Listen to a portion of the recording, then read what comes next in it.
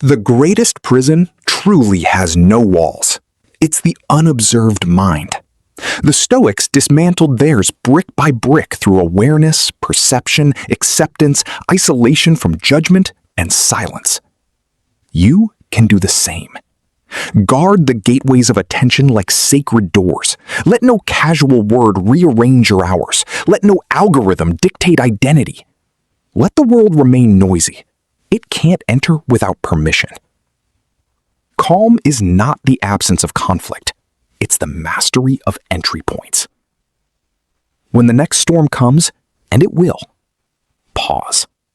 Feel heart, breath, thought. Then choose your weather from the inside out. That's the art. That's freedom. That's how you become unbothered. Unbothered doesn't mean indifferent. It means fully feeling without forfeiting control. When insult arrives, you'll still feel the electric spike. When loss knocks, the ache still comes. But trained awareness intercepts both before they build residence. Picture the mind as a high cliff. Waves crash, foam rises, thunder shouts. Then retreat. The cliff remains, wet, but unmoved. That's you, practiced. Not cold, contained. Not detached, directing. The unbothered person isn't empty, they're organized. Every emotion permitted purpose, none allowed dominion. Failure is the gym of resilience. Most people leave mid-workout because fatigue feels like verdict. The Stoic stays long enough to see fatigue turn into form. Ask not, why me? Ask, what is this teaching that success could not? Seneca lost wealth twice, friends often, life once, and still called adversity the training of great minds. When you stop measuring worth by avoidance of failure, you start measuring wisdom by response to it. Defeat becomes data. Pain becomes instruction. That's how calm survives ruin. It harvests meaning where others harvest misery. Scroll, refresh, compare, react, repeat. You live inside devices designed to shorten the gap between stimulus and response until no identity fits in between. It's brilliant technology and terrible training. Stoicism isn't anti-progress, it's anti-possession, especially possession by algorithm. The discipline is awareness. What owns my attention right now?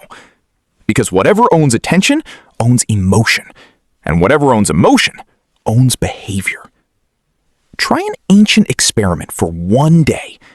Before opening anything that talks at you, listen to yourself first. That silence at dawn isn't absence of data. It's reclamation of command. Every argument offers a trap. React now, prove yourself, fill the gap.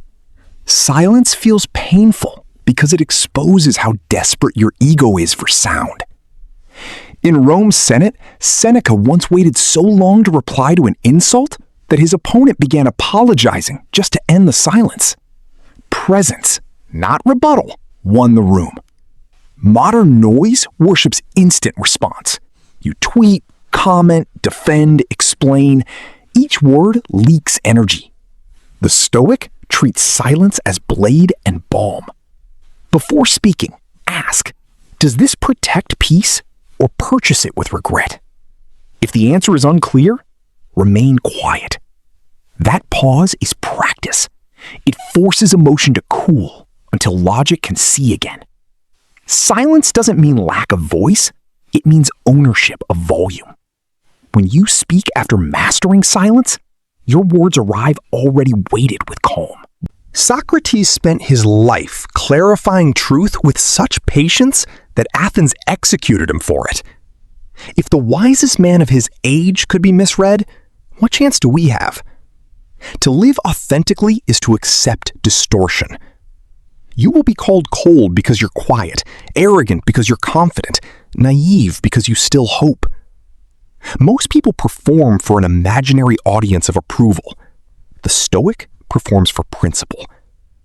Marcus Aurelius warned himself daily, do not waste time convincing those who refuse to see. Freedom begins the day explanation stops. Resistance looks strong. It only feels that way because it's exhausting. When life says no, we thrash, curse, form committees of complaint inside our heads. We lose twice, once to reality, once to rebellion against it. Acceptance does not mean surrender. Acceptance is strategic alignment, the wisdom to stop bleeding energy into the impossible so you can spend it on the actionable. Control, your choices, your effort, your attitude.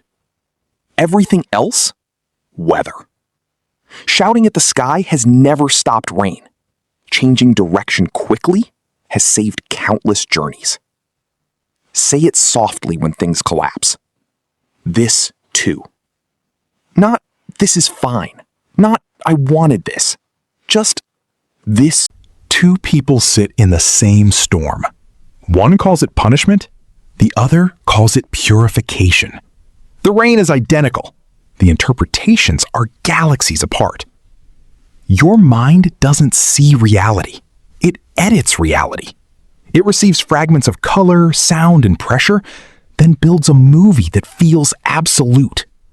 That movie can exalt or imprison you, depending on its director.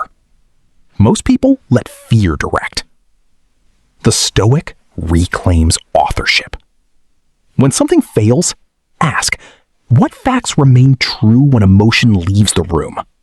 Separate data from drama.